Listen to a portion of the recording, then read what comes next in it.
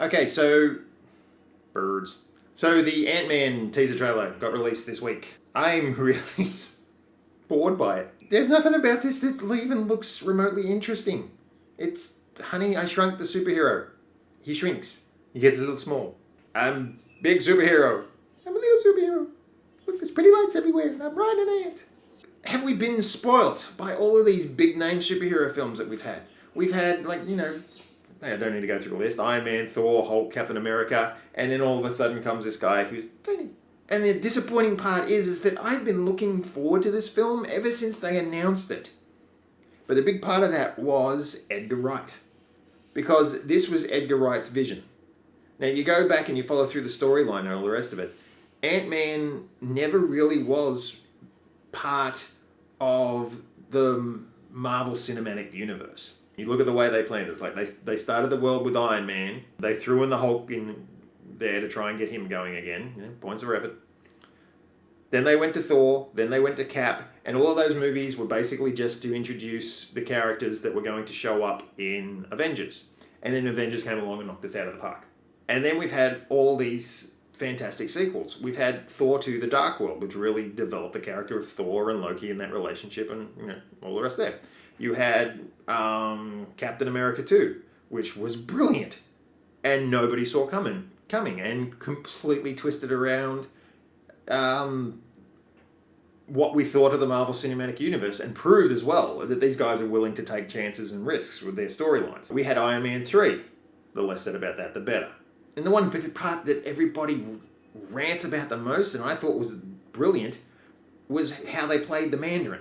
The rest of that film was terrible. It's boring. And it sucks because there's a big hole in my Avengers DVD collection, because I will not buy that. Moving on. And then we've had Guardians of the Galaxy, which introduced a whole another element with the whole cosmic universe part of the film.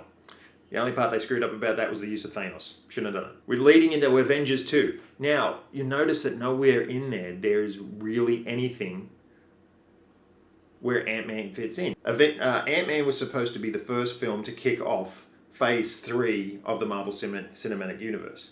Phase 3, I think, is going to wind up being very important because it's introducing the first ethnic superhero in the form of the Black Panther, and it's also introducing the first standalone female superhero film in the form of Captain Marvel.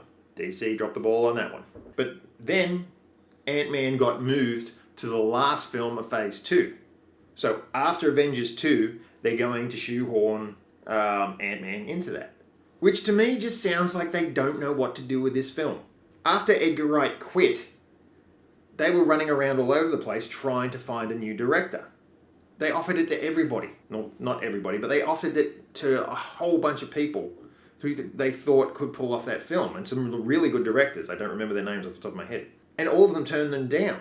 And I think even the director now, Peyton Reed, who did Bring It On, the cheerleader movie, he turned it down to start off with as well, and then came back and actually picked it up. So the big question about this film now is there a point for this tiny little superhero? And that was the thing, they showed some of the big effect shots in the trailer, and he shrinks. He gets really small. You see that great shot where he's riding the ant. It's like he's tiny and the ant flies in and he gets up and he rides off to fly to save the day. And it's just a very, very little guy riding an ant. I guess time will tell.